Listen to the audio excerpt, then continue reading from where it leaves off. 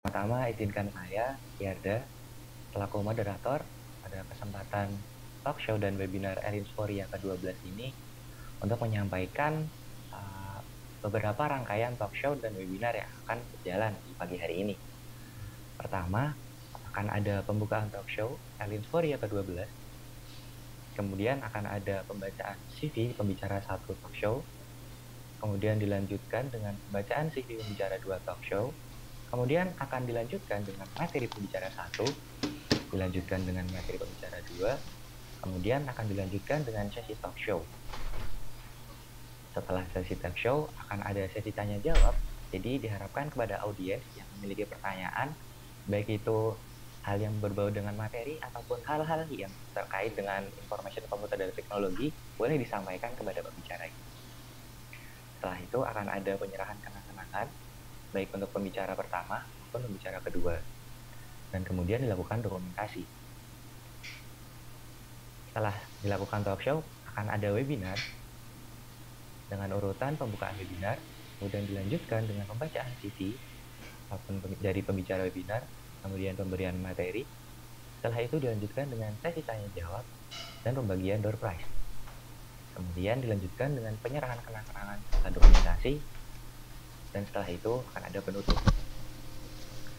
Baik, terima kasih. Tanpa berlama-lama lagi, akan kita jalankan agenda pada pagi hari ini. Yang pertama, akan ada pembacaan CV pembicara pertama di talk show. Apakah Pak Fuad sudah bergabung? Dompet kamu ada gak?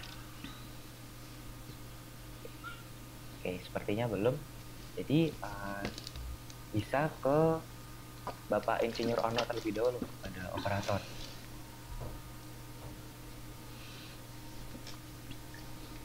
Baik, Bapak Ono,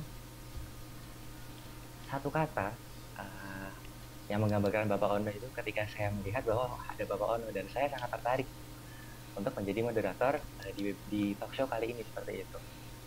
Yang saya ingat itu adalah ketika saya masih SMP dan pada saat itu saya belajar dengan buku paket dan banyak sekali kutipan-kutipan yang mengambil dari kutipan Bapak Ono seperti itu di buku pada saat itu. Jadi saya sangat mengenal Bapak Ono itu sangat menjadi pakar gitu, di bidang teknologi. Dari saya kecil hingga saya sekarang seperti itu. Nah, berikut adalah CV dari Bapak Ono yang akan ditampilkan. Bapak Ono Widodo Purbo, saya izin melengkapi. Saya ambil dari website yang ada, lms.onocenter nih Pak Ono, saya minta izin untuk mengutip dari website ini. Bapak Ono ini lahir di Bandung, yaitu seorang tokoh yang kemudian lebih dikenal dengan pakar di bidang teknologi informasi asal Indonesia, seperti itu. Untuk pendidikannya sendiri, Bapak Ono menempuh pendidikan S1 ITB jurusan Teknik Elektro, kemudian jurusan S2 Magister Engineering di McMaster University Kanada, dan kemudian dilanjutkan dengan PhD di University of Waterloo, Kanada. Dan berikut adalah publikasi internasional dari Bapak Ono. Modeling Ontology and Semantic Network of Regulation in Custom and Excise. Kemudian Bapak Ono juga mempublikasikan open source telco for the people, dan Bapak Ono menghasilkan banyak buku. Salah duanya adalah Internet TCP/IP tentang konsep dan implementasinya, dan juga tentang TIK untuk pendidikan. Bapak Ono juga menerima sangat banyak penghargaan, seperti lulusan terbaik jurusan Teknik Elektro, menerima Gadget Award Exclusive Appreciation dari majalah Gadget, penerima Jakarta Award 2020 kategori Inovasi dan Teknologi, dan masih banyak penghargaan lainnya. Bapak Ono juga pernah merilis distro Linux dan sistem operasi, kurang lebih ada School on Offline, kemudian distro MSI on Offline, dan lain sebagainya. Bisa di next untuk operator. Baik, seperti yang saya bacakan tadi, menerima banyak penghargaan, dan salah satunya ada menerima nugraha dari organisasi amatir radio Indonesia, dan juga pernah menerima Lifetime Achievement Award dari Kompasiana. Tanpa berlama-lama lagi, kita akan terhubung dengan Bapak Ono. Selamat pagi Bapak Ono. Selamat pagi Mas Yarda. Terima kasih buat semuanya. Semoga sehat, lancar. Amin. Bagaimana kabarnya di pagi hari Bapak Ono? Alhamdulillah baik. Saya cuma punya waktu 25 menit buat ngomong ya. Ini bisa langsung ngomong aja biar waktunya cepet. Oke, siap sekali. Baik. Cuman butuh screen sharing nih. Oh udah boleh, udah diizinin. Oke. Oke, kalau begitu kepada Bapak Ono, kami persilahkan untuk menyampaikan materinya.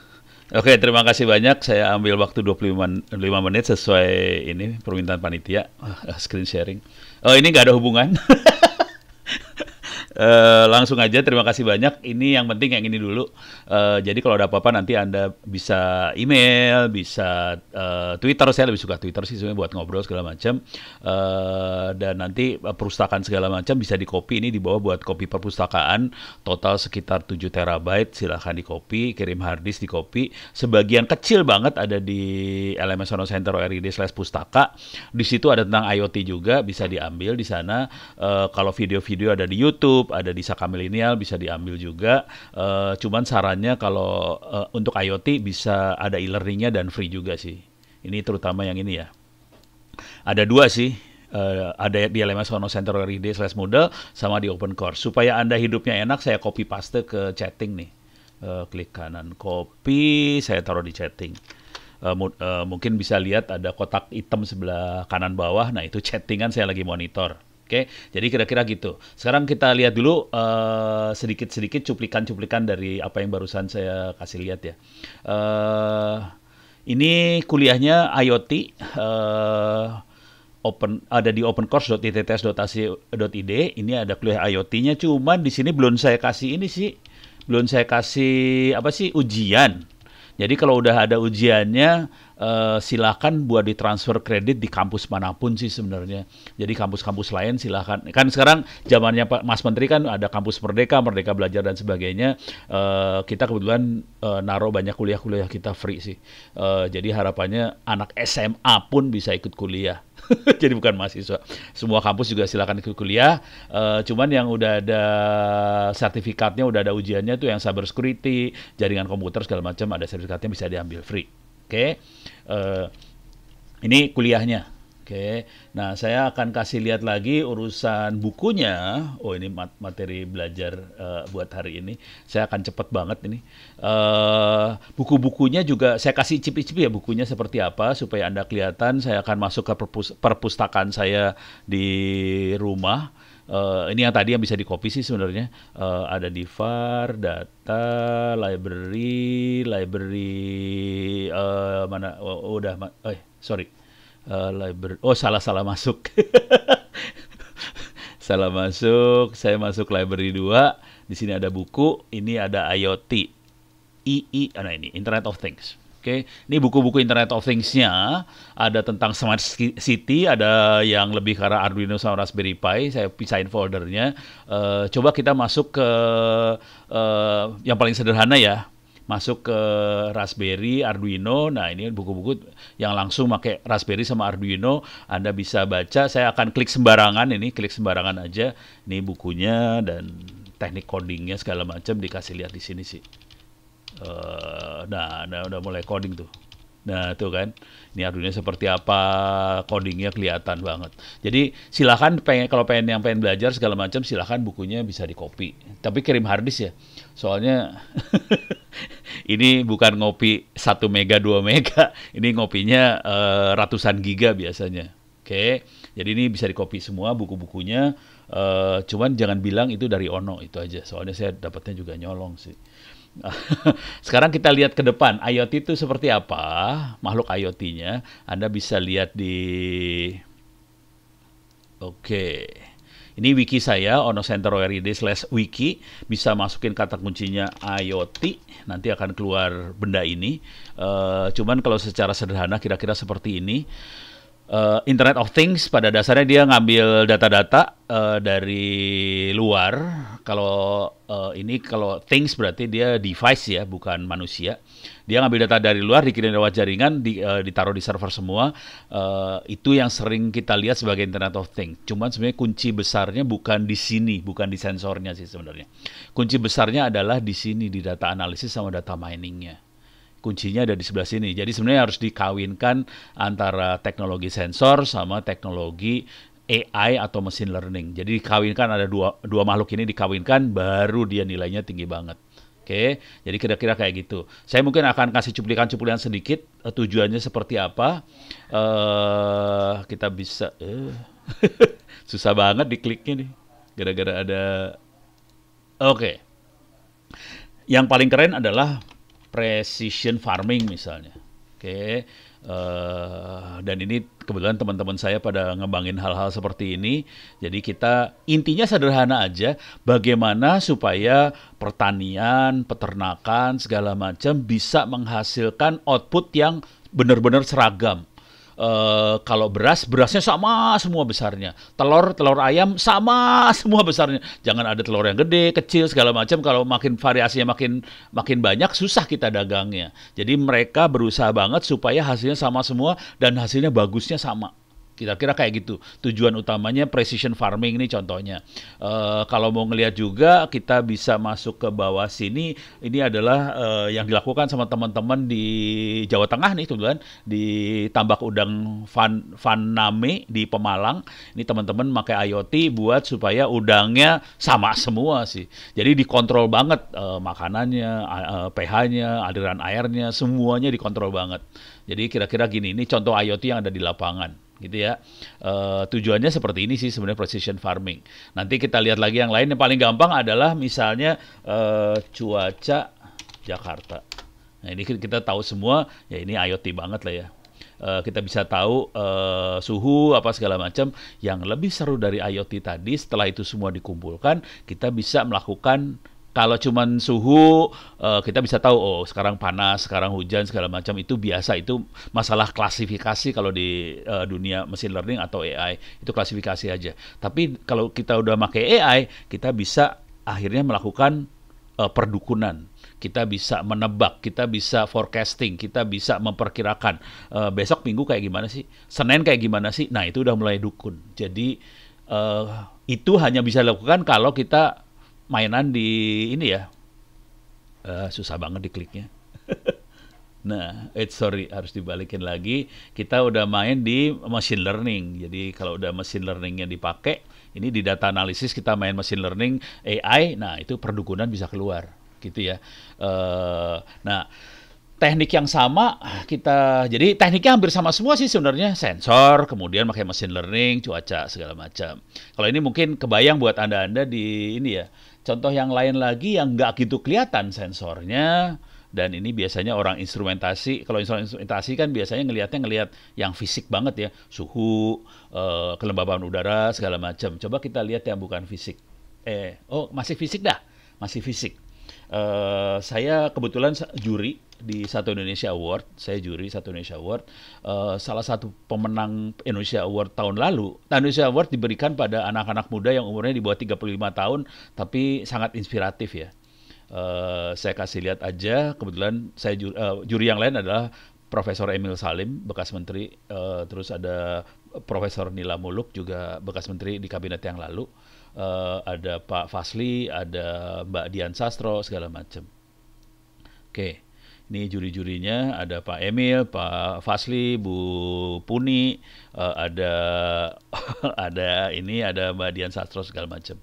Oke, nah sekarang kita nggak penting, yang penting yang ininya, pemenangnya. Ini yang paling menarik nih. Ini Mas Yoga di Bali, dia bisa bikin aplikasi buat melacak ikan. Oke, tapi saya berani taruhan Anda pasti nggak akan nyangka teknik yang dia pakai. Oke, aplikasinya bisa diambil di Play Store, free sih. Tapi ini dia batasin hanya untuk Bali sekarang, karena dia orang Bali dan dia sangat pengen membantu nelayan di Bali, karena kalau nelayan melaut dan mereka harus nyari ikan, pusing kepala, ikannya ada di mana kan nggak tahu. Seru kan urusannya jadi nelayan tuh. Nah, kalau dia harus muter-muter nyari ikan, bensin habis. Gimana caranya waktu dia melaut dia bisa memperkirakan ikannya ada di mana? Kira-kira gitu. Aplikasinya namanya Fisgo. Oke, aplikasinya namanya Fisgo nih, dia kelihatan code Indonesia, Indonesia banget. Bisa diklik di sini, bisa kita download lah. Ini ada gambar aplikasinya seperti apa, segala macam, gitu ya. Intinya gitu aja. Jadi si nelayan melaut dia bisa tahu ikannya ada di mana. Oke, sekarang tugas buat Anda-Anda semua, silahkan ditulis di chat. Saya pengen tahu Anda bisa nebak nggak sih sebenarnya. Bagaimana Fisgo tahu ikannya ada di mana? Coba silakan terus di chat. Saya pengen tahu pada bisa nebak nggak nih orang-orang instrumentasi. Silahkan tulis di chat. Ikannya ada di mana? Kok Fisgonya tahu ikannya ada di situ loh? Ayo. Nggak ada yang bisa jawab nih, serius nih. Menggunakan sonar, Pak, salah. Suhu air, arus laut. Betul. Pertanyaannya, gimana caranya dia dapetin suhu air dan arus laut? Lewat apa dia tahu suhu air dan arus lautnya? Sampai dia bisa nebak tanggal sekian ikannya ada di sini. Ikan tuna ada di sini. Ikan baronang ada di sini. Menggunakan sensor, salah. Udah mulai salah. Lewat BMKG, salah. Tapi Anda benar, suhu air sama arus lautnya benar, tapi sensornya salah. Yang benar satelit nih, Mas Ahmad Agung. Bagus, benar satelit. Satelit apakah itu? Nggak mungkin Palapa. Nah, itu yang keren. Nah, dia, Yoga itu pakai NOAA. NOAA itu National Oceanic and Atmospheric Administration dari Amerika, dan mereka ngelepasin satelit. Satelit NOAA, kita lihat gambarnya aja, ini makhluk satelitnya. Oke. Jadi satelit cuaca sih sebenarnya, tapi bukan hanya cuaca, dia ngukur ini ya, ngukur arus laut, ngukur suhu laut, lewat satelit dia ukur arus laut, suhu lautnya. Konsekuensinya coba NOAA sea surface temperature. Oke. Jadi dia dapetin suhu laut setiap hari selama kalau nggak salah 3-4 tahun belakangan. Jadi dia punya datanya suhu laut 3-4 tahun belakangan, suhu dan arus laut ya. Bisa juga sea current. Arus laut dia bisa dapat juga. Jadi dia bisa dapetin suhu dan arus laut selama beberapa tahun, setiap hari, setiap jam dia tahu, mungkin bukan setiap jam ya, mungkin sekitar tiap sehari dia akan lewat di atas sekitar 5-6 kali di atas lewat. Jadi segitu ya. Ya 24 bagi 6 lah. Jadi sekitar 5 jam sekali dia dapetin data-data itu setiap harinya. Dahsyat banget dari situ, data itu jadi keren banget. Dia bisa tahu kalau sekarang bulan apa sih, September tanggal 25 kira-kira suhunya kayak gimana, arusnya kayak gimana. Dari situ, dan ini gilanya NOAA dilepas free ya. Dari situ Yoga bikin aplikasi buat menebak ikan ada di mana. Itu kerennya. Jadi sensornya jangan berpikir sensor dicelupin ke air, kagak. Sensornya bisa satelit loh, hati-hati. Beres ya?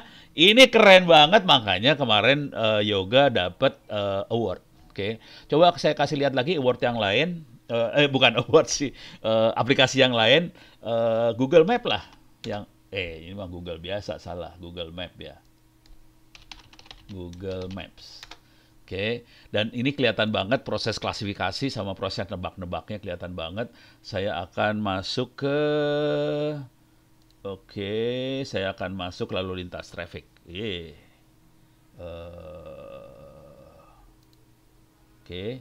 Nah, ini kelihatan traffic hari ini. Oke. Jadi kelihatan proses klasifikasi yang dilakukan sama aplikasi Google Map. Kalau warna hijau, traffic lancar. Kalau merah di sini jalan macet. Ini merah macet. Oke. Traffic lancar, traffic macet. Pertanyaannya, bagaimana caranya Google tahu bahwa jalannya macet, jalannya lancar? Silahkan ketik di chat. Bagaimana Google tahu bahwa jalan ini macet? Sekarang ini beneran bener loh ini. Macet-macet bener, lancar-lancar bener. Kok Google tahu bahwa GPS bener GPS? Nah, ini Anda jago-jago ya. Ini jarang ada kampus yang bisa jawab dengan benar dan banyak kayak gini. Dan ternyata ini Anda nggak percuma jadi orang instrumentasi. Karena memang benar, jadi handphone GPS yang ada di handphone kasih laporan ke Google, itu yang jadi masalah. Oke, jadi GPS HP ngasih laporan ke Google, akibatnya Google bisa tahu kondisi jalan macet atau segala macam. Tapi inti dari sini semua, ini Google melakukan mata-mata dari apa yang kita lakukan sih. Nah, mata-matanya sejak kapan bisa saya kasih lihat ke lini masa ini, dia melakukan mata-mata sejak. Jadi ini timeline saya ya. Timeline saya kalau mau lebih keren sih jangan pakai saya ganti account ya. So ganti account supaya timeline lebih seru lagi. Ganti account. Yang tadi kurang seru timelinenya. Ini timeline yang lebih seru lagi. Oke, saya ganti account. Nih kelihatan saya pernah ke Jeddah, ke Mekah segala macam, umroh, terus ada ke Sri Lanka, ke Bangkok, ini ada Korea, ini ke Australia, dan ini yang seru banget, ini saya lagi berenang sama ikan hiu di laut. Oke, jadi si Google bisa melakukan itu semua karena dia melakukan memata-matai. Jadi semua urusannya mata-mata sih, sensor dan mata-mata, instrumentasi, udah gitu dikumpulin semuanya, udah gitu dia bisa melakukan klasifikasi dan prediksi, gitu ya. Kalau mau lihat timeline benernya, saya akan klik sembarangan nih, tanggal 4 September kemarin, saya kemana aja kelihatan, ini tanggal segini, saya kemana aja kelihatan, dan dicatat semua nih, jangan khawatir ya. Dicatat.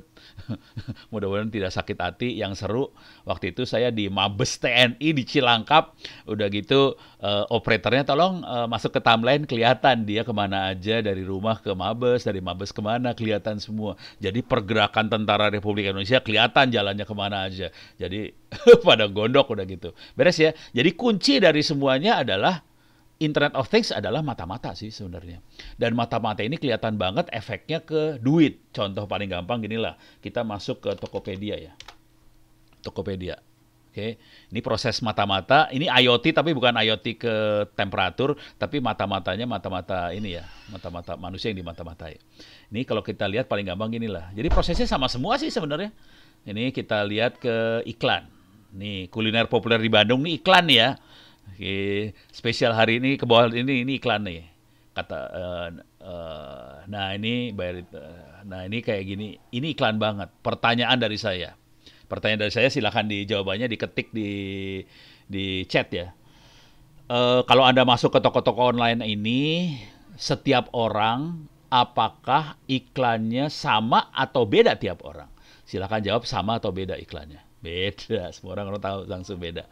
Pertanyaan selanjutnya, kenapa iklannya beda? Tahu dari mana dia? Si toko online-nya tahunya dari mana? Beda tergantung interest, riwayat pencarian, histori ya, aktivitas. Jadi apa yang kita lakukan dimata-matai sih. Jadi itu adalah IoT juga, tapi yang di sensornya manusia ya. Sebel banget sih sebenarnya, apa boleh buat. Dan itu contoh IoT. Jadi semuanya sama, pola berpikirnya sama. Kita pasang sensor, kemudian masukin machine learning, terus dia melakukan prediksi. Dan ini kelihatan jelas polanya adalah dia prediksi ini untuk melakukan klasifikasi, Ono sukanya apa. Tapi kalau di Google Map, itu dia prediksinya beda, bukan Ono suka apa. Dia prediksinya untuk ngelihat jalan macet segala macam. Dan ini dijadiin duit banget kalau di sini. Gitu ya. Jadi tujuannya kelihatan banget sih sebenarnya. Nah, sekarang saya akan masuk ke yang bikin pusing kepala Anda juga. Flight Radar 24. Oke, ini Flight Radar 24 kita bisa ngelihat pesawat terbang. Oke. Pertanyaannya, oke, ini saya zoom in dulu ya. Zoom in. Nah, ini pesawat terbang. Dan ini beneran pesawatnya ada di atas ya, ini bukan bohongan. Ini ada Air Asia, ini apa nih? Ini Air Asia lagi ya. Ini CTV itu kalau nggak salah Citylink. Citylink tuh.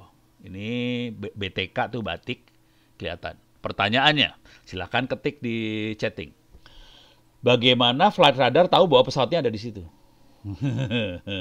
Saya pengen tahu anak instrumentasi ngerti nggak sih GPS? Gimana GPS-nya bisa sampai ke situ? Pakai SDR, udah mulai bener tuh. Tapi udah jago-jago. Nah itu jago yang di atas tahu tuh. ADSB. Nah ini bener.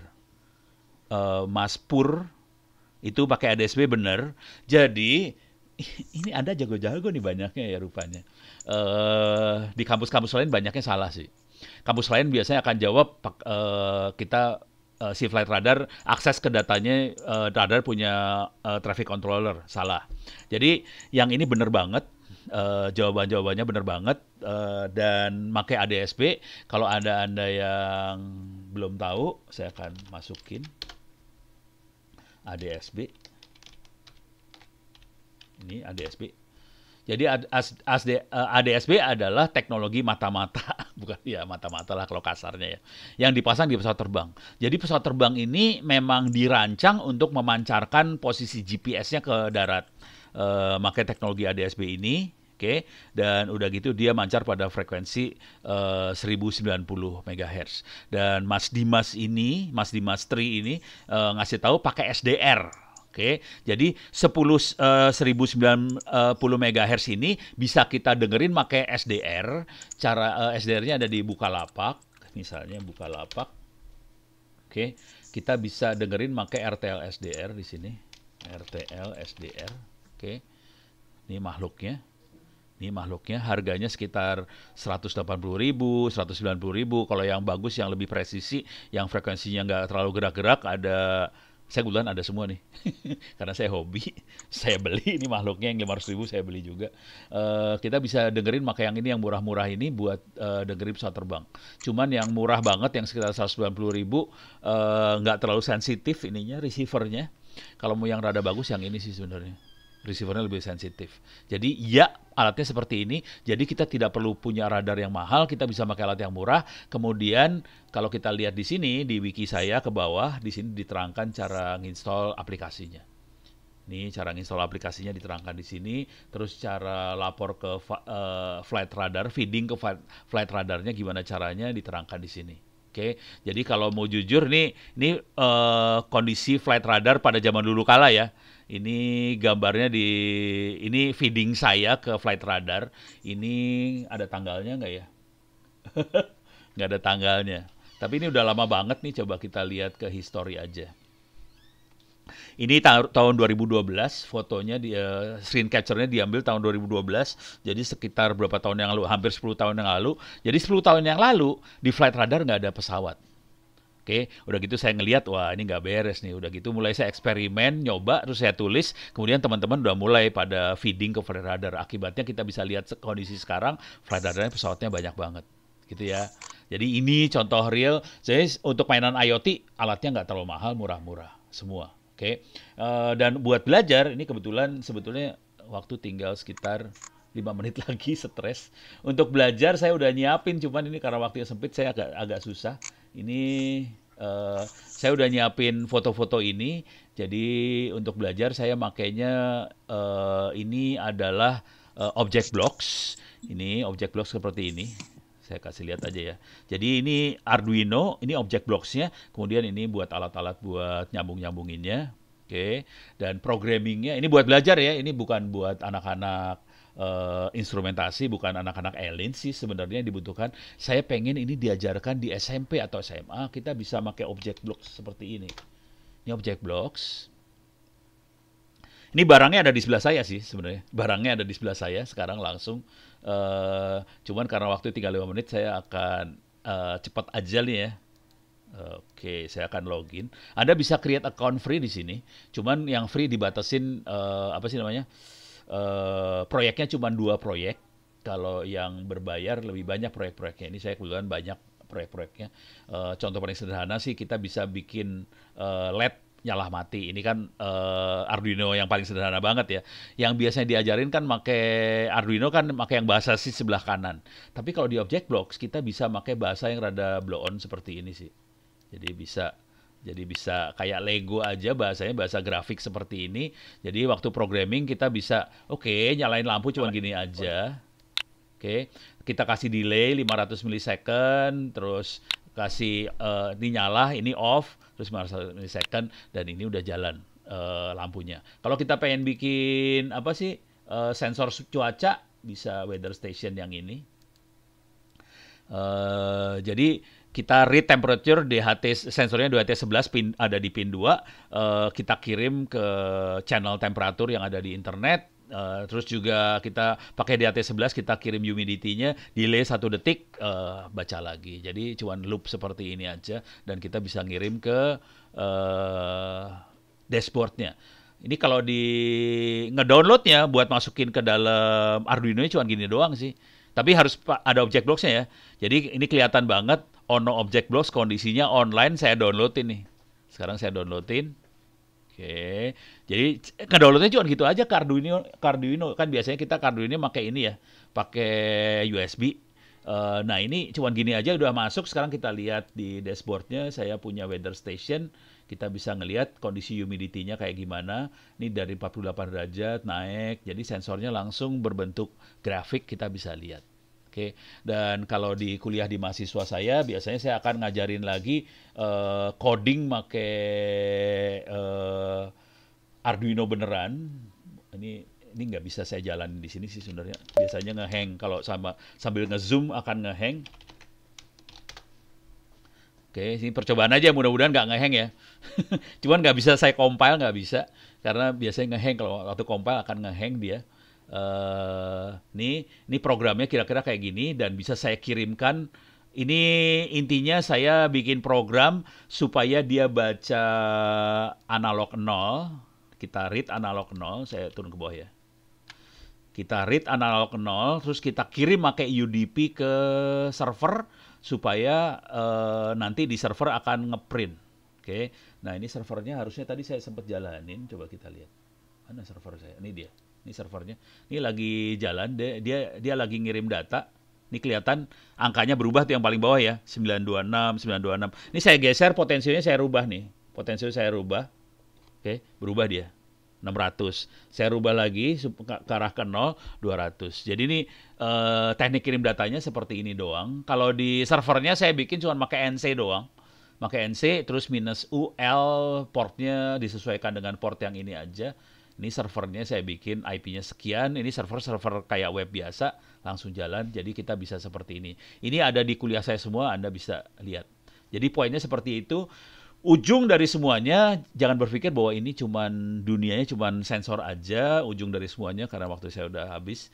Kira-kira ini yang saya presentasikan waktu itu, undangannya dari BPK, Badan Pengawas Keuangan. Dia pengen lihat ke depan kira-kira teknologi IT seperti apa yang bisa dipakai sama Republik Indonesia. Oke, cuman di sini saya bicara yang di level yang agak tinggi. Teknologinya kira-kira seperti ini. Ini IoT banget sih sebenarnya, prosesnya IoT banget. Jadi bisa kebetulan sensor yang kita pakai buat sensor cuaca, sensor humidity dan segala macam. Cuman kalau di dunia pemerintahan, di dunia yang benernya tidak hanya sensor-sensor fisik, manusia juga disensor. Jadi di sini ada IoT, ada sensor yang web, history dan sebagainya. Semua masuk ke database, big data dan sebagainya. Kemudian dianalisa atau melakukan machine learning oleh data science. Jadi ada machine learning, deep learning atau AI, diproses sama data science, keluar forecast sama klasifikasi. Jadi keluarnya 2, klasifikasi sama dukun forecasting, dan ini jadi masukan untuk presiden, menteri dan sebagainya, dan ini semua ujungnya nanti akan balik lagi ke masyarakat dalam bentuk customer experience, customer journey, program pemerintah apakah cocok dengan rakyat. Jadi ini yang pada tingkat yang lebih tinggi ini akan seperti ini, dan jujur hari ini yang namanya data science, data analis ini dicari banget, dan teman-teman di kementerian lembaga sering banget ngomong ke saya, "No, punya orang nggak untuk data science?" Kagak punya. Dan ini dicari kalau di beberapa temen yang kerja di data science, terutama di startup, kadang-kadang gajinya nggak masuk akal, bisa di atas 50 juta sebulan gaji data science ini.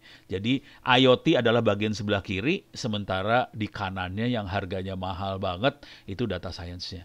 Oke, mudah-mudahan ini bisa memberikan gambaran buat Anda semua. Ini waktunya cuma sekitar 20-25 menit aja. Kira-kira arahnya ke arah mana? Saya nggak bisa ngasih demo lebih dahsyat lagi, tapi silahkan lihat di kuliah saya, di YouTube saya dan sebagainya. Mudah-mudahan bisa bermanfaat.